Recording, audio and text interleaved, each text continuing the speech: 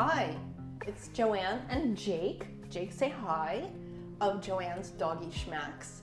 And today, our theme is vintage. We are making family-friendly vintage cookies.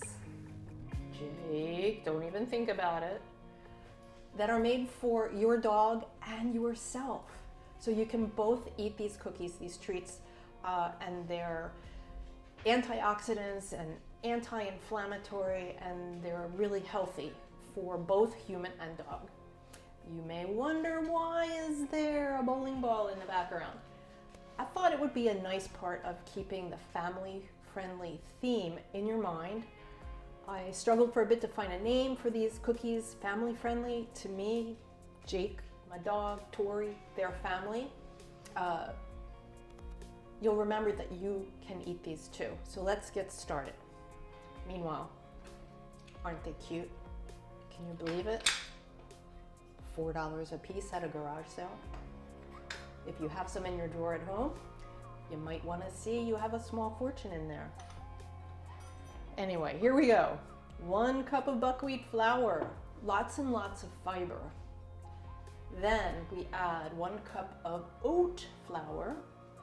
This is easy on your digestive system. We need that, right, Jake? Almond flour. I love almond flour. I personally have to be gluten-free, and one of the things I miss the most is a crust on a tart. And if you use almond flour in your crust on a tart, it doesn't have quite the same crunch, but it has the same wonderful flavor that you get with wheat. Right, I'm giving this a little bit of a stir, and then I'm going to add hemp hearts. Hemp hearts, 1 tablespoon, great for your skin and your dog's skin.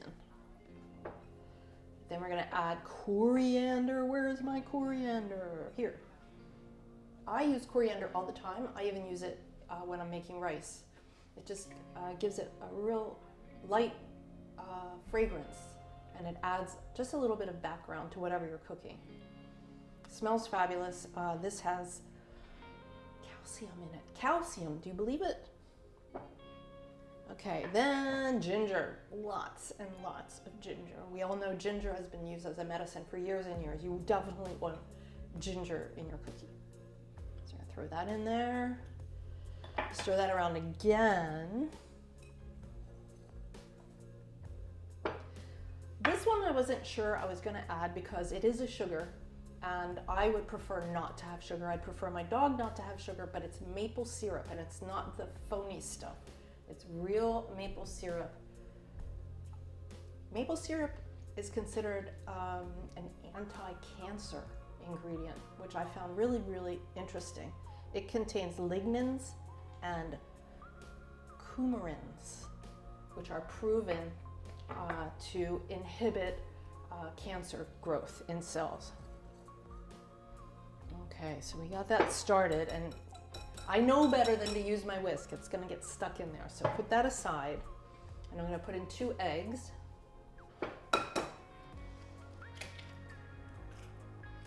And we have another egg. Oh, by the way, look how cute these are. These are also from the ancient past. Actually, not the ancient past. They're probably from the 60s. My earrings are vintage, though. I think they're from the 50s. They were my grandmother's. Again, I got all of her costume jewelry. Okay, so we're going to spin that around just a little bit. And then we're going to add some water. 1/8 of a cup.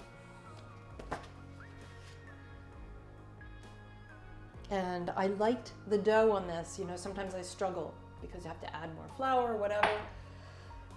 I wouldn't usually be so confident just dumping my water in when I don't know how the dough is coming together, but so far so good.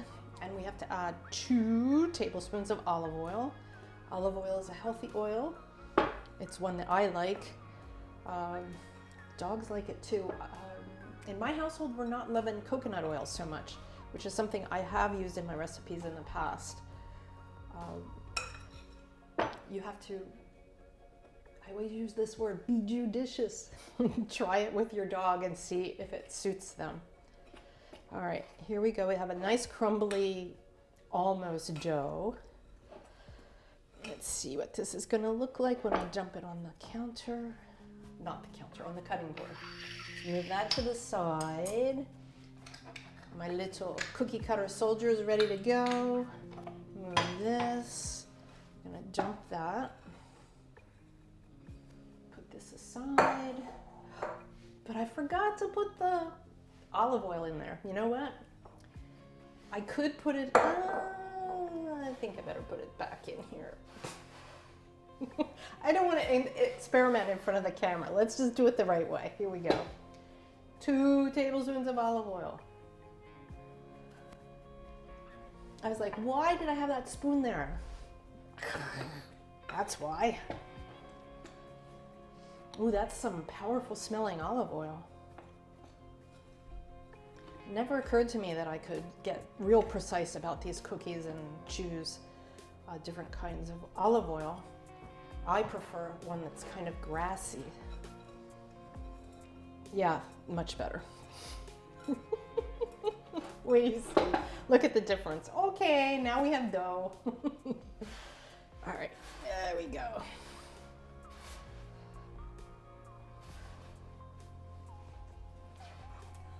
Jake is assuming the position. What do you think, Jake? Is it coming together? Are you hungry? You want to come see? Put your feet up. Yep, it's only dough right now. We can't do anything yet in terms of you eating it. But we can roll it. And normally I would put some dough, or not dough, flour down on the board, but I don't think I'm going to need it. So let's see. Move these little guys for a second.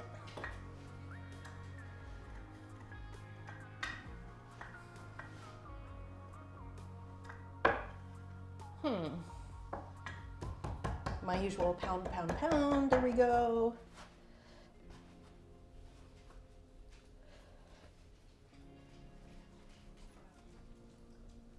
Yeah, whenever you have oat flour, you're gonna have different rates of absorption of your liquid. It's weird. You can start out and your dough is perfect, and then the longer it sits, the wetter it gets, and then you have to continually add more flour. But I don't think I'm gonna have to do that with this. All right, let's see what we have here. I know this one came from a set that was based on a deck of cards, the diamond. Perfect. And what I like about these is that when they cook, they have the consistency of a cracker. So you can add peanut butter to it or whatever you want. Looking good.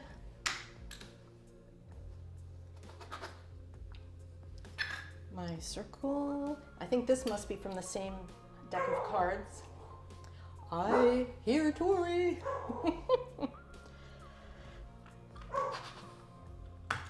There we go. So that's a start. I'm gonna finish these. But look at how cute these are. And tasty too. I'll be right back. Hello again, and here we are. These are the gluten-free, family-friendly ginger cookies. Cookies for your dogs, cookies for you, cookies for me, cookies for Jake, cookies for Tori, who's over here. You're gonna see her in a minute. I apologize, it was raining today. She did not drip dry like Jake. She looks a little bit like a gremlin, but she insisted, I want a cookie too. So let's taste. I think I'll give the kids hearts because they're my favorite Valentines, and I will take one of these diamonds. You guys ready? Come over here. Everybody sit. Oh, Jake, you love that sit pretty, don't you? Oh, yeah. Tori? Good girl, mama. Do you hear that crunch? Okay. I'm not gonna sit pretty, but I'm gonna take a taste. These are really good. I could sell these, I think. Maybe. There you go. Wow, guys. We have a hit. Before I go, let me tell you how I cooked them, or how long I cooked them. It was at 350 degrees, 20 minutes. They got a nice little brown on the bottom. And then I wanted the other side to be brown too, so I put them in the oven upside down where I flipped them for 5 minutes, but I turned off the oven. So the heat of the tray gave the flip side the brown, and they're like perfect. So that's it. I know you want more, mister. Come on up, we're gonna say goodbye. Thank you for watching. We'll see you next time. Joanne's Doggy Schmacks, Jake, Tori, Joanne. Thanks for watching. Don't forget to subscribe.